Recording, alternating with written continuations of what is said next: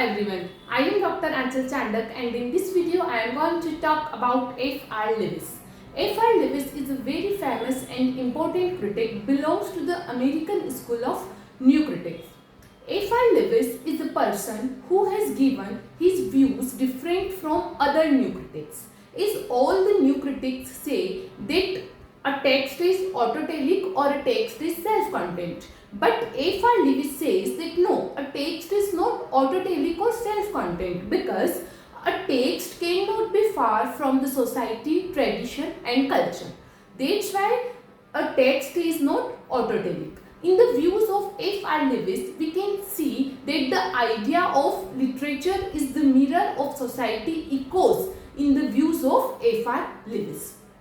Before starting video on F.R. Lewis, I want to say that in this series of new critics, I have already made videos on several new critics like I.A. Richards, Ellen Tate, Clement Brooks, R.P. Blackmore. So अगर आपने अभी तक मेरी वे सारी videos नहीं देखी हैं, so please go and watch those videos also. हो सकता है वे सारी वीडियोस आपके लिए बेनिफिशियल हो और आपके कॉन्सेप्ट्स और अच्छे से क्लियर हो पाए. Let's start the video on F.R. Lewis.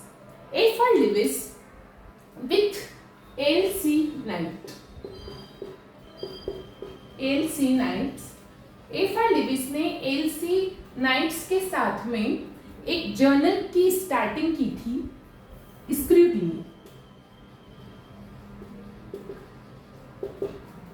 a quarterly review.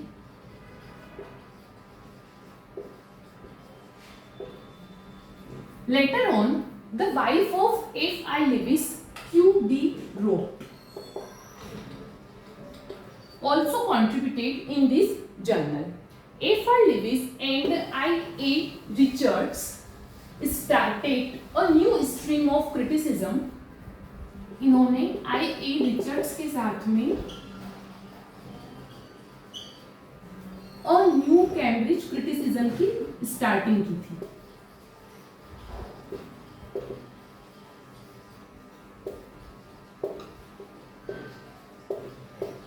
Later on, this new Cambridge criticism turned into formalism. बाद में यही new Cambridge criticism क्या बना? Formalism बना and it spread from Russia. F.R. Lewis was against a literary group. उस group का नाम है Bloomsbury group.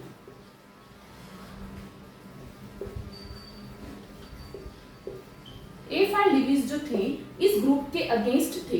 Bloomsbury group was a group of 10 members belong to high class family and he was against this Bloomsbury group. Now we will talk about the most famous work of F.R. Lewis, The Great Tradition.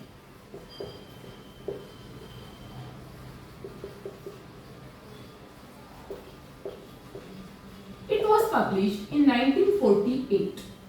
In this book, F.R. Lewis has talked about the great literature. F.R. Lewis ने कहा है कि हम उसी literature को इस category में रख सकते हैं जो लिटरेचर सोसाइटी में, समाज में एक पॉजिटिव वाइब को देता है और मॉरलिटी को स्प्रेड करता है. ऐसा लिटरेचर जो मॉरलिटी और पॉजिटिव वाइब्स को सोसाइटी में स्प्रेड करता है, only that literature can be put in this category of the great tradition. In this category, F.R. Lewis includes some writers and he also excludes some writers from this category. F.R. Lewis includes writers like Jane Austen,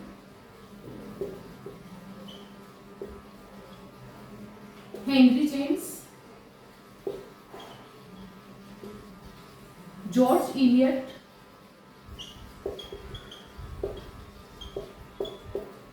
and Joseph Conrad. He includes these writers in this category because he says that ये writers के जो भी works हैं वो सभी works क्या करते हैं, सोसाइटी को एक पॉजिटिविटी की तरफ लेकर जाते हैं. The works of these writers shape the society to a positive structure. ये सोसाइटी को एक पॉजिटिव स्ट्रक्चर देते हैं और मॉरलिटी की तरफ लेकर जाते हैं। That's why we can put these writers into this category of the great tradition. He also excludes some writers from this category. He excludes writers like Charles Dickens,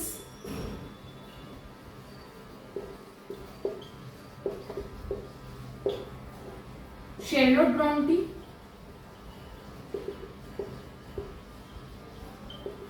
and Thomas Hardy.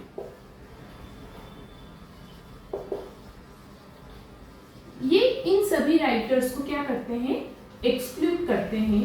ये कहते हैं कि हो सकता है ये सारे ही writers अपने टाइम के ग्रेट राइटर्स हों, बट इनके जो वर्क्स हैं वो सोसाइटी में एक मॉरल मैसेज नहीं देते हैं।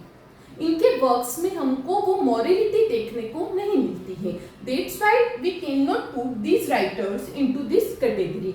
ही talks about Charles Dickens and he says that Charles Dickens may be the classic of his era. हो सकता है कि वो उनके एरा के क्लासिक राइटर हो, लेकिन वो सोसाइटी के लिए क्लासिक राइटर प्रूफ नहीं होंगे, क्योंकि उनके जो वर्क्स हैं वो सोसाइटी में पॉजिटिविटी और मॉरलिटी को स्प्रेड नहीं करते हैं। ही talks about the very famous novel of Charles Dickens, hard times. ये केवल हार्ड टाइम्स की प्रशंसा करते हैं और बाकी सभी वर्क्स को इस कैटेगरी में नहीं रखते हैं, लेकिन हार्ड टाइम्स के लिए ये बोलते हैं कि hard times is a moral fable. Hard times जो है वो एक मॉरल फेबल है, वो सोसाइटी के लिए भी एक अच्छा वर्क साबित होता है। And in the and he includes a writer D.H. Lawrence. And में वो अपनी इस कैटेगरी में किसको ऐड करते हैं, D.H. लॉरेंस को भी वो इंक्लूड करते हैं।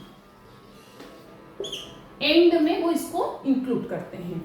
And he also talks about American writers.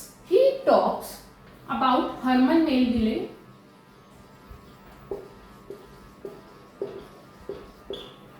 Nathaniel Hawthorne,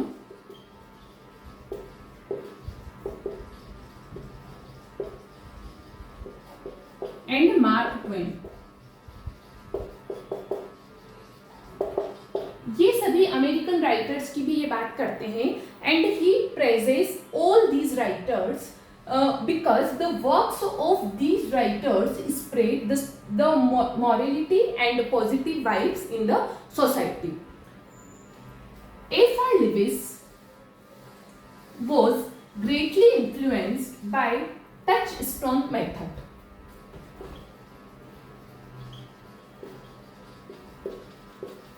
F.R. Lewis जो थे वो टचस्टोन मेथड से बहुत ज्यादा प्रभावित थे। Touchstone method is given by Matthew Arnold. Matthew Arnold ने ये मेथड दिया है, टचस्टोन मेथड। मैथ्यू अर्नोल्ड कहते हैं कि if you want to criticise any piece of literature, so what should you do, you should go back and you should pick a great work from the past and use that work or that paragraph as the touchstone to analyze your present work। अगर आपको कोई भी work की criticism करना है तो आपको क्या करना चाहिए, पास्ट में जाकर एक पीस उठाना चाहिए और उसको as a touchstone use करना चाहिए अपने प्रेजेंट वर्क को एनालाइज करने के लिए। And this method is followed by F.R. Lewis and F.R. Lewis was greatly influenced by this touchstone method। इन्होंने भी अपने वर्क को पास्ट से कनेक्ट किया है और सोसाइटी, कल्चर और ट्रेडिशन से कनेक्ट किया है। So this is all about F.R. Lewis। अगर आपको ये वीडियो अच्छी लगी है, अगर आपके लिए ये हेल्पफुल है, so please don't forget to do like, share and subscribe. I will meet you soon with another important critic. Till then, enjoy the life with literature. Thank you.